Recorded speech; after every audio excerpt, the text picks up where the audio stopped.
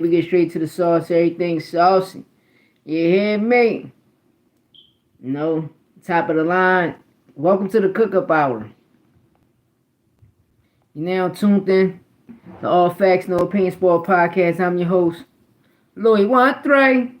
And listen, man, welcome to the cook-up hour. Tomorrow fight night. It's fight night eve. Welcome to fight night eve, babe. You understand me? Welcome to fight night eve.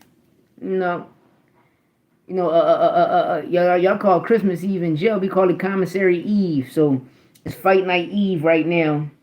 Welcome to the trenches. Times Square.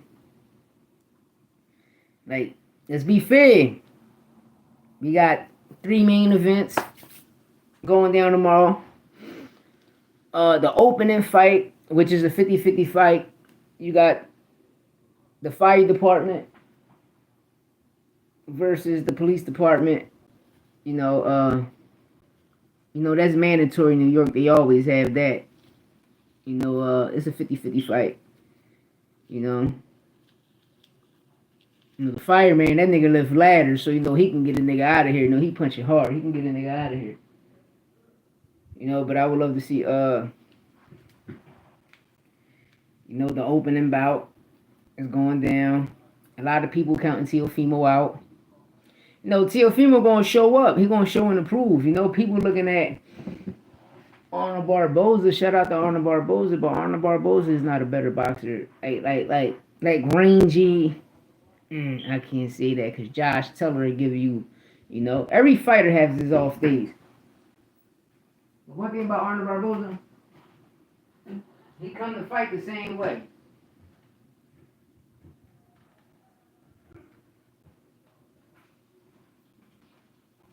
That's for Arnold Barboza. Arnold Barboza, he come to fight the same way. Really nothing special.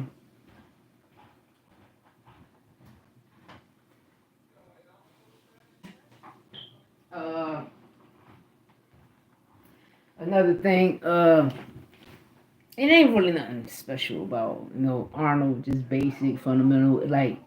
He's like an orthodox Earl Spence, but Spence get you out of here. He drops you. When Arnold Barboza fought, I'm gonna be real. When he fought Jose Ramirez and Jack Catterall, it could have been a draw, but I ain't think he won. His performances wasn't impressive. Like, he ain't shut nobody out. He come to fight. He come to fight all around. It doesn't matter who you is.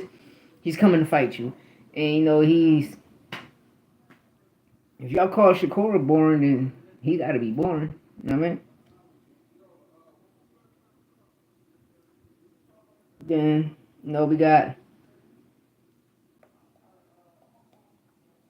Haney Ramirez. We seen what Ryan and Haney did.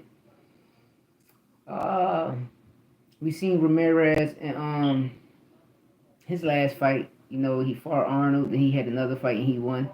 But with the Arnold fight, I always thought Ramirez beat Arnold Barboza. You know what I mean? But they're a golden boy. So how I look at it right now, Dev could come back and have a spectacular performance.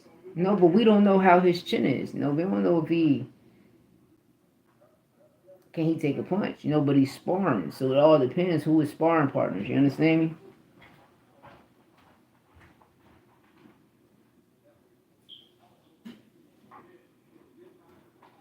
We heard through the grapevine that Devin Haney had, some elite sparring going on. And the elite sparring was Marquez Jr., Manuel Marquez Jr. That's good. No. And especially for hearing somebody like that in a can, they get some rounds in and sparring and you're using them. It speaks volumes that you're ready. You know what I mean? Like, you really want to shock the world and expose the world. That's why I say, this victory can catapult Devin Haney to a whole nother level. And the reason I say that, because he finally, about time, this all you had to do. Even when you got the laws, bro, all you had to do was accept the villain role. But, I'm happy he accepted. I'm happy that he's coming out of his comfort zone and really telling people, all right, fuck the P. He's going to mention the PEDs because of his father, but deep down inside, it's just like, all right, it happened. It is what it is. I'm gonna get my lip back. But then again, how us fans see certain things. We like the Devin Haney era. Could it be that if Jose Ramirez beat Dev, they're gonna say the same thing? Oh, Jose Ramirez was on PEDs. So we don't know. We don't know how this shit gonna go until the fight happens. I mean, so them niggas loud as shit. I mean, but it show you that this live be real. My shit be real. Nothing be. I mean, everything authenticated. Ain't nothing false in this shit. But the key thing I want to get about the Dev situation is, if he wins, like I said, it's going to catapult him to a whole nother level. By just accepting the villain role. Because a lot of us get mad, even though he don't have a fight, but I'm still going to mention him, like Shakur Stevenson. We watch Shakur Stevenson accepts the villain role. He accepts, oh, y'all say I'm a boring fighter, well, I'm a boring fighter. But every time I fight, I'm going to give you a boring performance. But that's how he fight. That's how he win his fight. So we can't expect another fighter to go in there and change his whole game plan. This is the way he fight. You know what I mean? But when Dev, I watch certain people say, oh, Dev got one of the best jabs in boxing. You can't have, like, his jab is good. It's great. But it's not the best jab in boxing, because if you're throwing a jab and your hand dropping down right here, nigga, that shit open all the time. Now I mean, that shit open all the time, and you're going to get caught with that left hook. And people got to keep in mind that Jose Ramirez, one of his signature punches is the left hook. Now I mean, he's an Olympian. He's a unified ex-champ. He been unified already. Like, yo, y'all got to make it make sense. Y'all think it's going to be a walk. Listen, the toughest match, the toughest opponent on that card, Dev got the toughest opponent. Dev got the, why? Because he's all around. He can punch, he can box, go the distance. You're not just going to whitewash him. You're not going to do none of that shit to Jose Ramirez. Now, I mean, all right, Jose Ramirez is just a smarter Ryan Garcia. Let's put it like that. He's a smarter Ryan Garcia that accomplished more. That's it. Just a smarter and a person that accomplished more than Ryan. He was a unified champ, Olympian, did his thing, But Dev taking that. Excuse me, if you hear any music in the background, I do not own the copyright, so please don't give me no copyright strike. For Devin Haney to come back and say F a tune-up and go straight for an ex-unified champ speaks volume. Speaks a lot of volume. And it's great on his behalf, just we're not trying to hear like one thing listen, if you're a real fighter, you box, whatever, there's no such thing as ring rust. The reason I say that, because how you gonna say you have ring rust and what training camp was for? You was sparring. You spar to get off the ring rust. You understand me? Just stop sparring bums and spar elite fighters. For instance, we just watched Jerron Bull-Simmons. In his camp, he had elite sparring. He had elite top guys, elite fighters, elite sparring. And what did he do? Punish standing units. Punish standing units.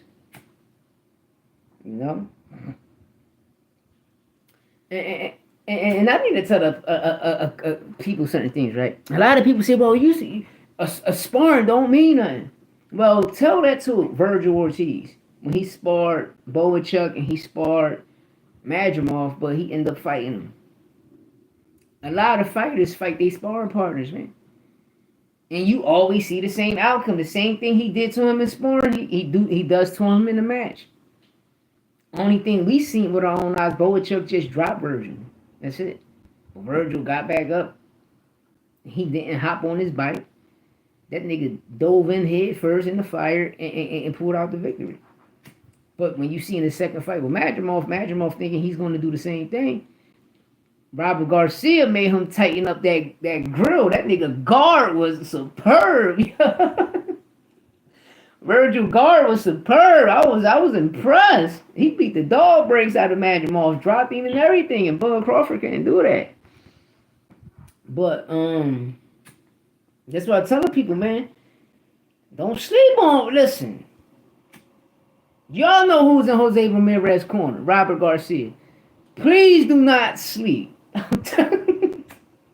Please. I don't know. I got hoes pulling that shit off, man. Out of everybody, I think hoes can do it.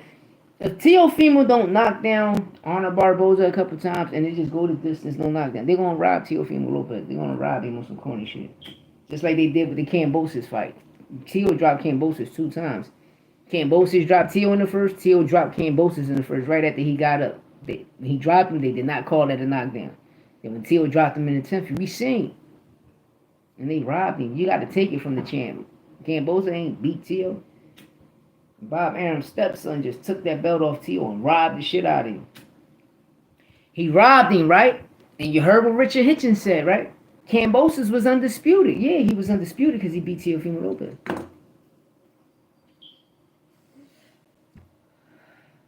Another thing I'm going to talk to y'all about this, because y'all saying, oh, well, people be elevated to super champ. Yeah. Loma was elevated to super champ. Right? And Devin had the WBC. Same thing that goes with Stanionis. Stanionis had the WBA regular. Bud had the super. But he became undisputed, right? Make it make sense. So you catch people when they lie all the time, man. Now ESPN called Teofimo undisputed. Why? Because they ain't got that top rank what? Situation no more. And these people will tell you in front of your face, you watched the fight, it was an undisputed fight. If Lomo would have been an undisputed fight. Then we got the main event. Ryan Rowley, one of the 2 main attractions of this event, just being the main event. And what are they? Sparring partners. I keep telling y'all, man, sparring partners. But we sync with the sparring. They 1-1 in sparring, so. With this fight, you know, they both got each other number. You know, it's just old sparring clips, you know. Ryan always had that left, and he was speed. He was like electrifying, like the nigga was like Flash, you know. Shout out to ES News, Ellie Setback, you know, because, you know, we hear with Ryan in the amateurs, but you know, me being in jail, prison, and all that, coming home, I had to see the shit through Ellie Setback. Ellie Setback put a lot of people, put everybody out there, you know, build relationships, because he was one of the GOATs doing this. And Ellie, you a GOAT, my nigga. You a GOAT. I'm being real. The first nigga I seen doing this shit was Ellie Setback. I'm breaking it down. That I seen was Ellie Setback, Barbershop Conversations, Blue Blood was there. Blue Blood was there. What's my other guy? Goodfellas. And my guy that be messing with Wilder, I think is 78 Sports. My brother, my husky brother with the ball head. These the niggas I've been seeing doing this shit first.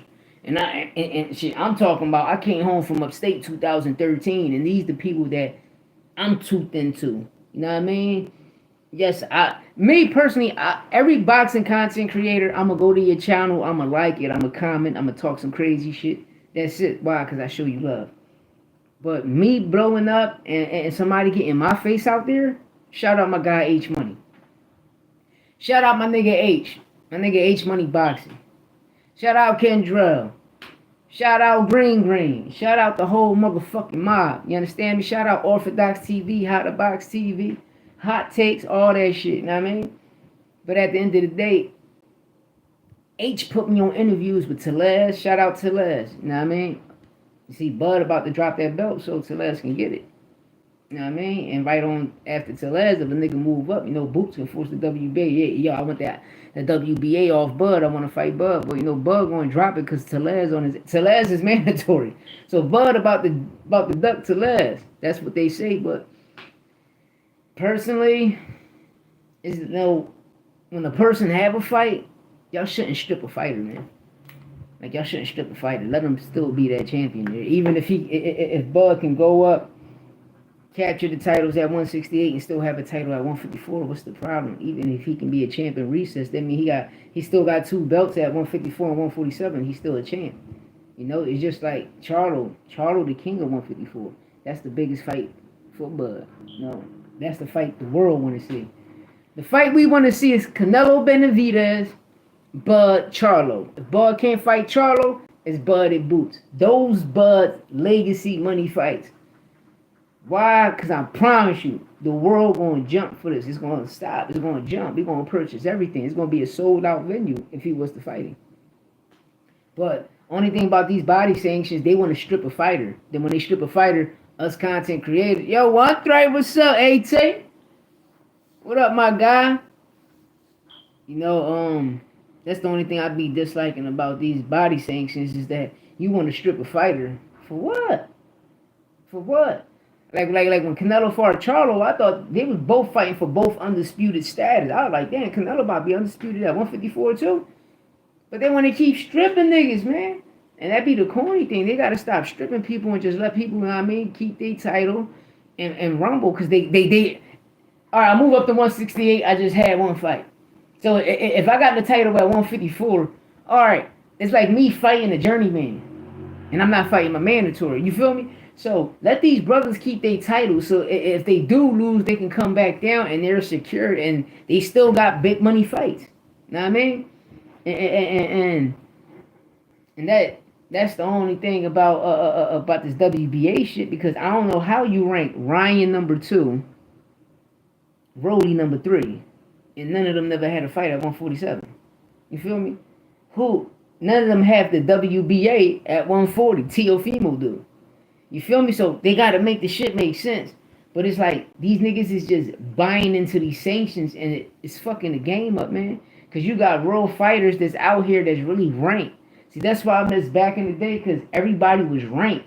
You fighting a ranked nigga, and you know all of the ranked fighters. This generation, it's, who got a bigger following on YouTube, I mean on Instagram, or Facebook, or TikTok, and is your YouTube celebrity. Like Ryan, though, his whole amateur career, he presented it on YouTube, and people, he's a YouTube fighter. Well, him and Dev ain't YouTube fighters. Them motherfuckers was really in the amateurs rumbling. Dev was rumbling in school. Bill just put him in the amateurs and put him in boxing, and he hit the amateurs. And all of these brothers met. Know what I mean? And like my son, I told my son, I said, you see, these are the fighters you're going to grow up with. And he's growing up with. Know what I mean? So when he get on and he turn pro and he end up signing a big contract, this is the things he's going to go through. Know what I mean? But no, with my son, no, he got good molding. You know what I mean? His camp, his coach, the manager, family, advisor, family, even advice from another ex-champ from the family can give him game. You know what I mean? But it's all about him presenting it and putting it together how he wanted to put together. You know what I mean?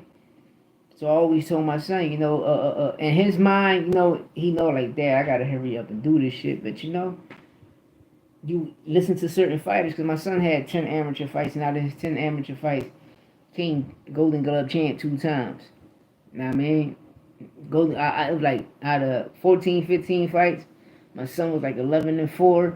And then you watch the losses he had, he didn't really lose. He just went into another person's backyard, put on an excellent performance, and got robbed. You know what I mean? And I told him, I said, when you get robbed, you take them losses as a lesson, but the lesson is, you know that feeling of getting robbed.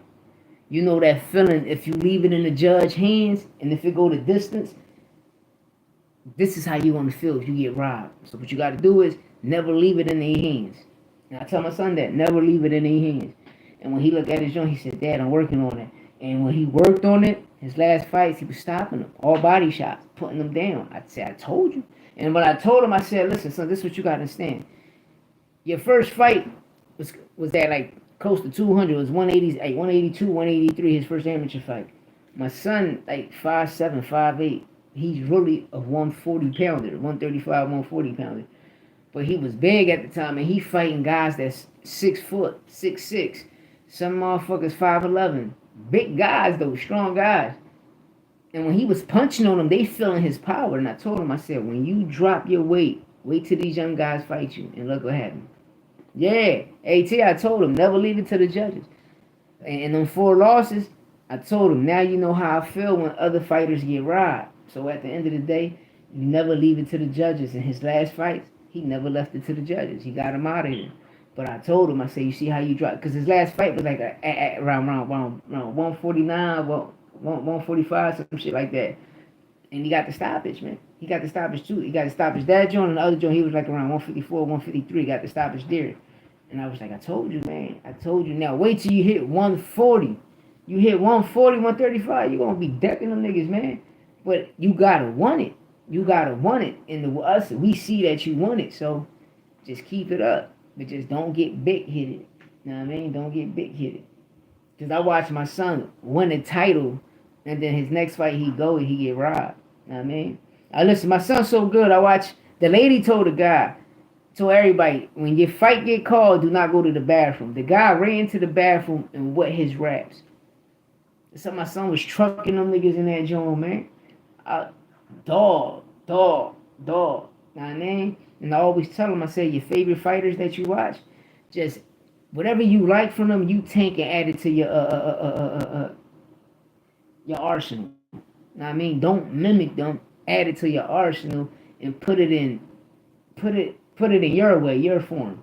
You know what I mean? Like, don't try to throw a jab like Canelo.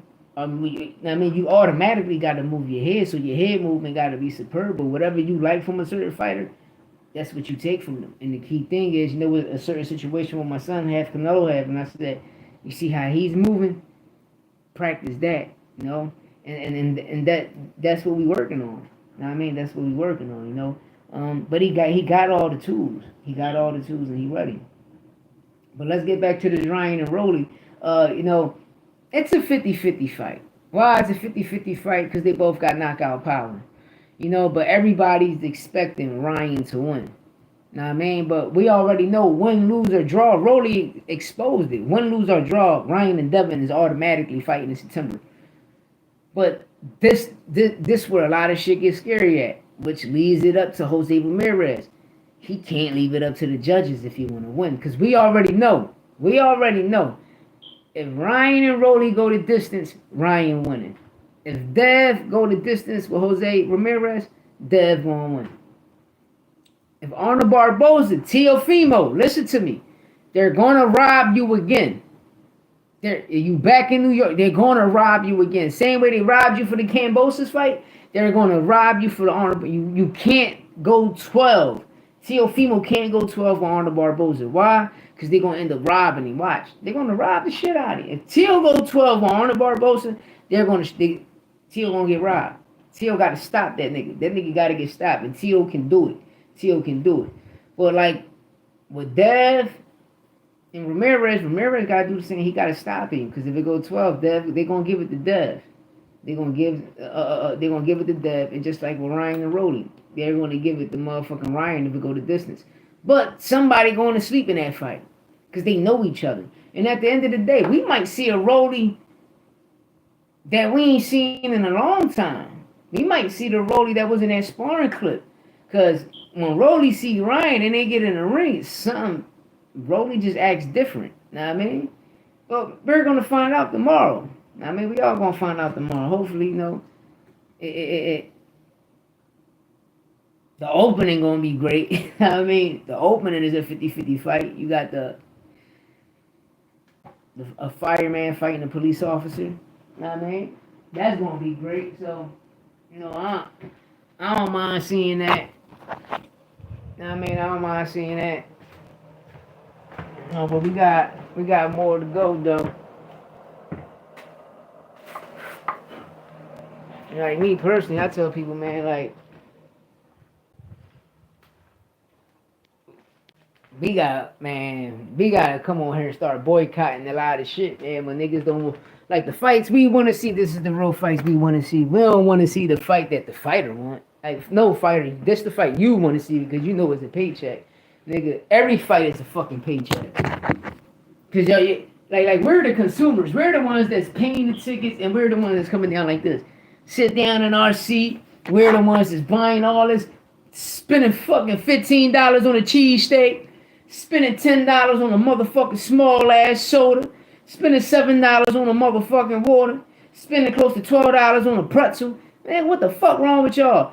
Your motherfucker, your advisors and managers ain't buying that shit for us. Y'all not spending $1,000 on a seat or $100 on a motherfucking seat. We is. Nigga, this event, nigga, I gotta bring close to $700 to $1,000 with me so I can make sure I'm cool and I feel cool. Like, shit crazy, man. But then they want to shit on the fans saying we don't know nothing. If we don't know nothing, we ain't got to support you motherfuckers. We ain't got to buy these tickets. Then on top, we buying these tickets, nigga, and we buying the pay-per-view so the family can have a party over there to watch this shit. And y'all want to shit on us? Come on, man. Y'all motherfuckers must be out your rabbit-ass mind. Must be out your rabbit-ass mind, dang.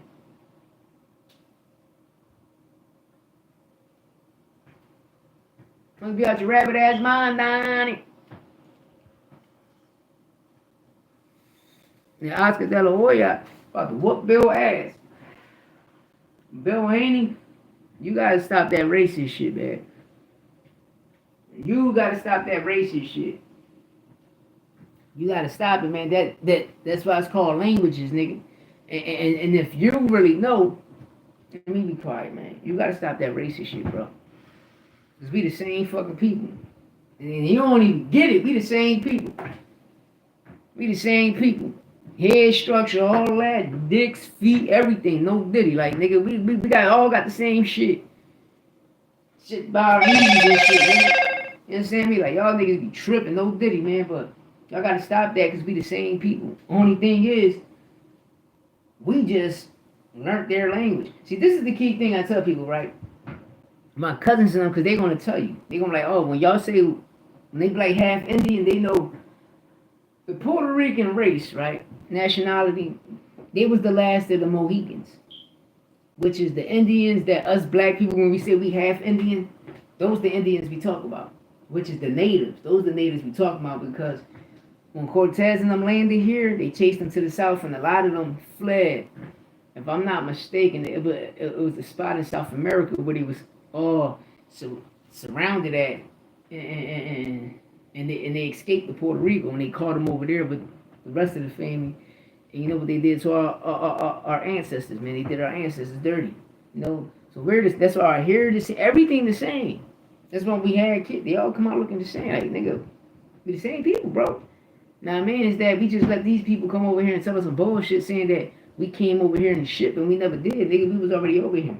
That's why when you learn your sovereignty, you want to have a better understanding. You gonna be like, what? You gonna be mad because you gonna want to go to school and beat all your old teachers the fuck up. But see, when I was growing up, I had the pleasure to have great teachers, you know, and they presented the school system propaganda and they presented the truth, you know. So I grew up on the truth. We got when we was kids growing up in the 80s, we got both. Oh yeah, this is the shit they want us to teach y'all. This, the fake earth round, they went to the moon, which is fake. They never did none of that shit. And this is the real way. The earth is a plane. This is where cancer comes from. They gave us it. They gave us it. And then in the cartoons, you watch the cartoons, you see the big pharma corporations coming to America, then all of our manufacturers leaving out of America when Bill Clinton signed that situation. Now Trump want to bring everything back to America. Everybody got a motherfucking problem. Don't you want to be rich, nigga? Because I want to be rich. The shit was popping in the 90s. That's what I'm saying. Y'all never seen the 90s. Y'all niggas never seen the 90s. So once this shit come back, y'all, this shit gonna be banged this year. This shit gonna be booming like the 80s and the 90s, man. Even the 70s, this shit gonna be booming. But you let them tell you, they gonna tell you some other shit. Then they get these fake motherfuckers that look like us, pay them a big check to mislead us and misguide us. And we back in, damn, that's my sister. Bitch, we don't even know the bitch. Beat that twat up, nigga. What the fuck you talking about? But let's get back to boxing, man. Floyd. You see what they doing to Floyd? You see what they doing to Floyd? Oh, he ain't, man, Floyd bought that motherfucking building. Floyd ain't broke. Y'all niggas must be out your rabbit-ass mind thinking Floyd broke. Y'all must be out your rabbit-ass mind thinking Floyd gonna let somebody use his motherfucking name to purchase him. No, nigga, that nigga own that shit. And you just got hating-ass niggas that's creating fake news that's trying to shit on our homie. That's all it is. See, but this is the shit when you got friends and you got other friends that envy you and you don't follow their protocol, so they're gonna create a narrative, and it might be 6 niggas, but them 6 niggas will make it look like 6 million people on your ass. That's all it is, a bunch of fucking robots. It ain't even robots, just a bunch of fake ass pages with comments. Listen, they got AI, man. All the niggas with the fake pages got AI, man. Nigga like, damn, bro, you got 20 fake pages? Damn, AI snapping on niggas. They got 20 fake pages. Next thing you know, Alexa gonna start naming them. Alexa, name all the motherfucking niggas that got the fake pages and how many they got. Alexa gonna come out talking ham crazy. But yeah, man, Fight Night Eve. You know, it gotta be knockouts. Every fight gotta be a knockout. If it go the distance, niggas getting robbed. That's all I'm saying, man. I get at you niggas, man. Next time I'm gonna give y'all like an hour, 2 on this shit. But right now, man, you know, I gotta charge this bitch $1.